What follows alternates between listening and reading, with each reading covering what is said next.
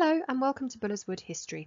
I'm Miss Brown and I'm going to talk you through our virtual History A-Level Induction Day. This is obviously very different to how I would want to give you a taster of our department and course, but I hope you will come away with a clearer idea of what your History A-Level might look like. So I wanted to start with why studying history is so important. Some argue that studying the past loses its value in a fast-moving, ever-changing modern world. Yet one of the world's most influential thinkers, Yuval Noah Harari, is a historian. So why is it so important? Well, first of all, history is relevant. It explains how our world works and why it is that societies across the globe function the way that they do. As Alice Taylor says, history helps us to understand and work within a changing society. History also trains you to think critically, something that is so vital to succeed in all walks of life. In a world of fake news and politicians pushing their agendas, history helps you to question what you are told.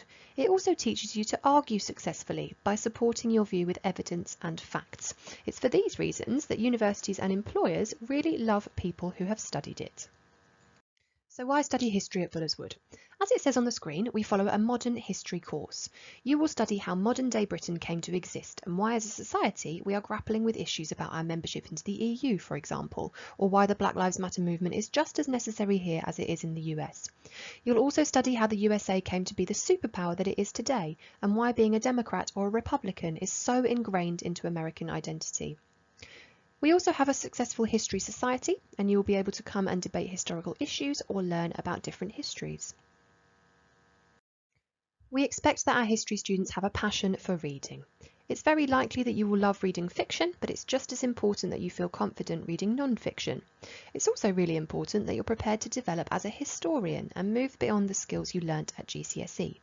You'll need to be committed to developing your thinking skills and your analytical and evaluative reasoning. This is the course that we study. We follow the AQA course and it's split into 3 sections. We study USA, the rise of a superpower, the making of modern Britain, and you also do a coursework component that is called the NEA.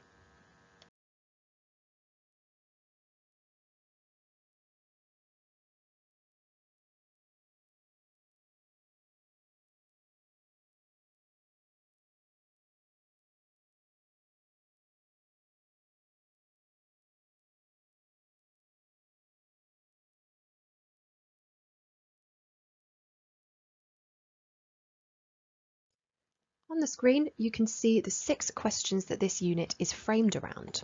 The content starts at the end of the Civil War, detailing how America tried to rebuild after the war tore the country in two.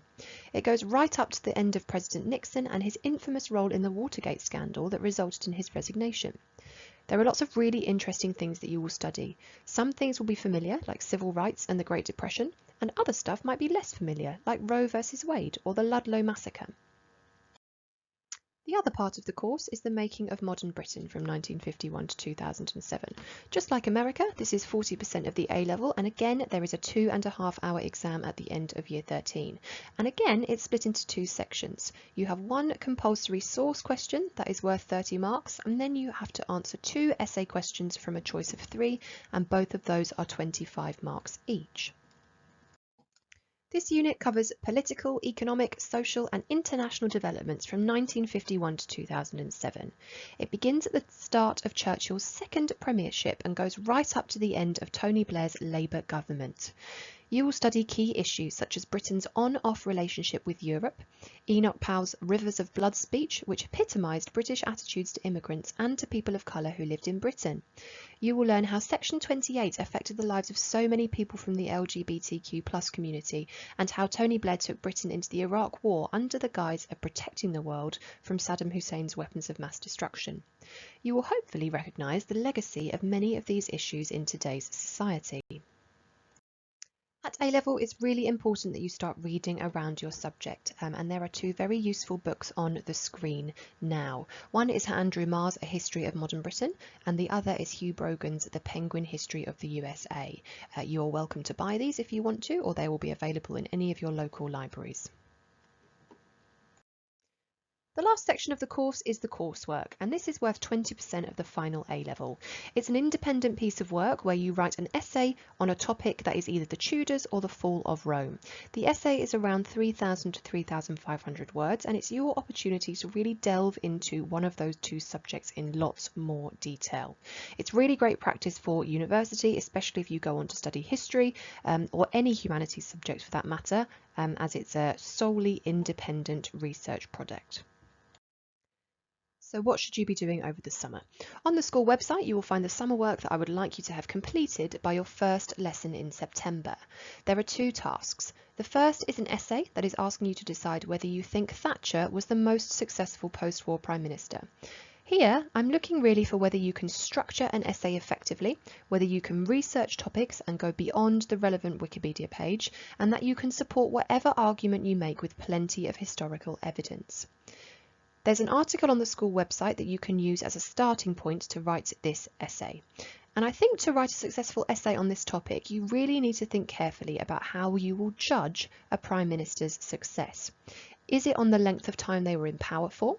Is it the amount of people whose lives changed for the better during that period? Is it the person who has most influenced society today and whose impact we are still feeling? You'll also need to compare Thatcher to other Prime Ministers. While this essay says that Thatcher was most successful, it's not really possible to evaluate this effectively without comparing her to other Prime Ministers. And finally, you need to consider both the strengths and weaknesses of her own premiership. I'm not expecting a perfect essay by any means, but I do want to see that you have tried to engage with this question and that you've spent lots of time and effort trying to write the best essay that you can. This work will really inform your teacher of your own strengths and areas to improve, so do spend the time thinking about it. The second task asks you to read and evaluate an historian's work. Reading academic texts is a really key part of the A-level, and this is an opportunity for you to practice. You need to read the chapter on the school website and then complete the tasks that are listed alongside that. The tasks are designed to help you to understand the reading and to start considering what historians have to say about the history of America. It's fine if you find this article difficult. It will probably be a step up to what you are used to reading in history class. What's more important is that you persevere with it and you put the effort in even if you do find it tricky. On the following slides, there are two quizzes to give you an idea of what you already know about the US and the UK. So as they come up, you can pause the video and you can see if you can complete the quiz. Here is the US quiz. So pause the video and write your answers.